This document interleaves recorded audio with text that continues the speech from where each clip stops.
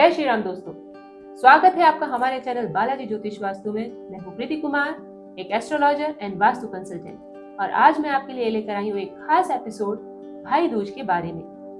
भाई दूज का पर्व भाई बहन के लिए एक बहुत ही पवित्र पर्व माना जाता है।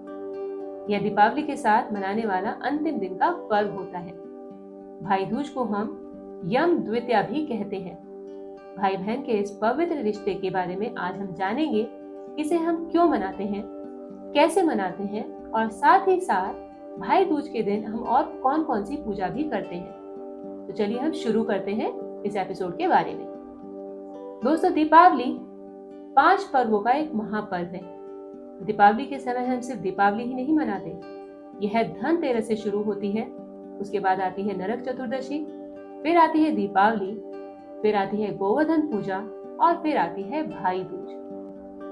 भाई दूज कार्तिक शुक्ल पक्ष की द्वितीय तिथि को मनाई जाती है।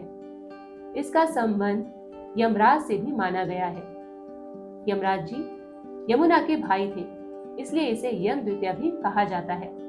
भाई दूज का पर्व कैसे शुरू हुआ, इसके बारे में वह कौन सी कथा है जो कि हमारे पुराणों में मिलती है। तो इसके लिए कहा जाता है कि एक बार यमराज अपनी बहन यमुना के घर गए। काफी समय से वह अपनी बहन से नहीं मिले थे, तो उन्हें लगा कि अपनी बहन से मिलकर आता हूँ। जब यमराज अपनी बहन यमुना के यहाँ पर पहुंचे तो उनकी बहन बहुत ही ज्यादा खुश हुई।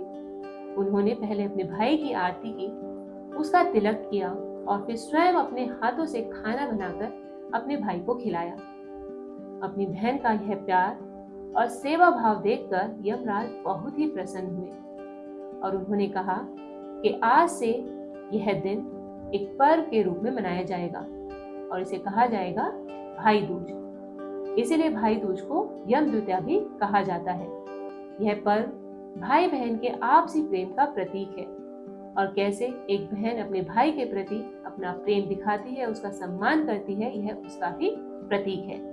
तो जैसा कि हमने कथा में देखा कि यमराज जी अपनी बहन के घर गए थे, तो इस दिन भाइयों को क्या करना चाहिए? उन्हें सुबह उठकर स्नान करना चाहिए। अगर हो सके तो यमुना में स्नान करें, वह आपके लिए बहुत ही शुभ होगा।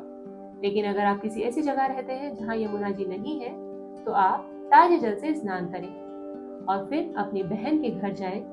वहां अपनी बहन से अपना तिलक कराएं और अपनी बहन के हाथों का बना भोजन ग्रहण करें, और फिर अपनी बहन को अपने सामर्थ्य अनुसार कोई ना कोई उपहार अवश्य दें। और इसके साथ ही कहा जाता है कि जो भाई इस दिन अपनी बहन के घर भोजन ग्रहण करते हैं, उनकी अकाल मृत्यु टल जाती है। ऐसा आशीर्वाद यमदेव ने अपनी बहन यमुना को दिया था कि जो भाई इस दिन अपनी बहन के हाथों का बना भोजन ग्रहण करेंगे, उनकी अकाल मृत्यु टल जाएगी। तो इस तरह से यह पर्व अपने भाई के लिए एक रक्षा वचन का पर्व भी है। तो आप इस दिन अपनी बहन के घर अवश्य जाएं। अब बात करते हैं कि वह कौन कौन सी पूजा है जो हमें इस दिन करनी चाहिए। जैसे कि भाई दूज को हमने कहा कि उसे यम द्वितीया भी कहा जाता है, तो आपको क्या करना चाहिए कि इस दिन आपको यमदेव की पूजा भी भाई दूज के साथ करनी चाहिए। तो यह तो हुआ कि भाइयों को क्या करना चाहिए। बहनों को क्या करना चाहिए इस दिन? बहनों को जब उनके भाई उनके घर आए तो उन्हें आसन देना चाहिए, उनका तिलक करना चाहिए, और साथ ही तिलक करते समय आपको भ्राता चिरायु भव इस मंत्र का जाप करना चाहिए। इससे आपके भाई की आयु बढ़ेगी। अपने भाई को ध्रुवांकुर अवश्य दें, और भाई क्या करें कि इस ध्रुवांकुर को लेकर हमेशा अपने पास रखें। इससे आपकी तरफ आने वाला कोई संकट टल जाएगा। तो इस तरह से भाइयों को और बहनों को इस दिन क्या करना चाहिए, यह बात स्पष्ट हो जाती है। आप इस पर्व के दिन यह चीजें जरूर करें। अब बात करते हैं कि इस विधि के साथ साथ आप और कौन सी पूजा है जो कि कर सकते हैं। भाई दूज केवल भाई बहन का ही पर्व नहीं है। इस दिन चित्रगुप्त की पूजा का विधान भी है।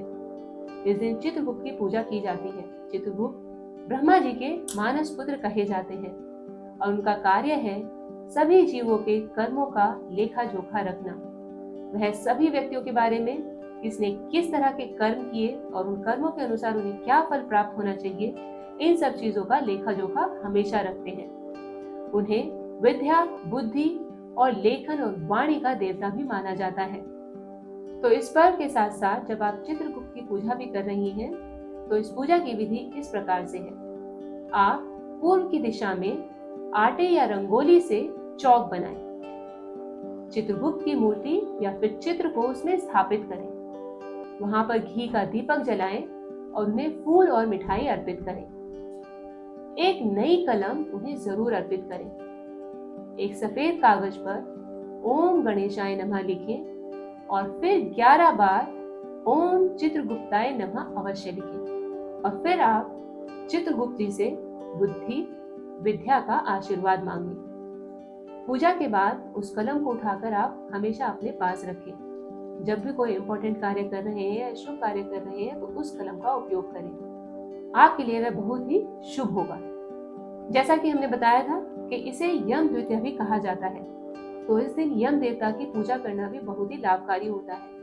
यम देवता की पूजा के लिए आप क्या करें कि आप अपने घर के बाहर अपने दरवाजे पर बाईं ओर एक मिट्टी के कलश में पानी भरकर रखें। उसके ऊपर आटे से एक 4 मुंह वाला दीपक बनाएं, उसमें सरसों का तेल भरें और उस कलश के ऊपर इसे स्थापित करें और उस दीपक को पूरी रात जलने दें। आपका दीपक इतना बड़ा होना चाहिए कि उसमें इतना तेल आ जाए कि वह दीपक पूरी रात आराम से जल सके। तो आप देखेंगे कि यम देवता का आशीर्वाद आप पर और आपके परिवार पर बरसेगा।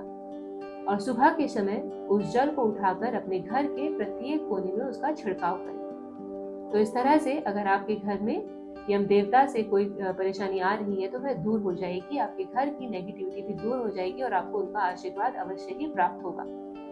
तो इस तरह से हमने देखा कि भाई दूज पर्व पर भाई और बहन के पर्व के साथ साथ आप जो पूजा करते हैं उसके साथ हम चित्रगुप्त की पूजा और यम देवता की पूजा भी करते हैं। तो दोस्तों, इस तरह हमने देखा कि यह पर्व भाई बहन के प्यार का प्रतीक ही नहीं बल्कि एक दूसरे के प्रति रक्षा भाव और उनके प्रति समर्पण का भाव भी दिखाता है।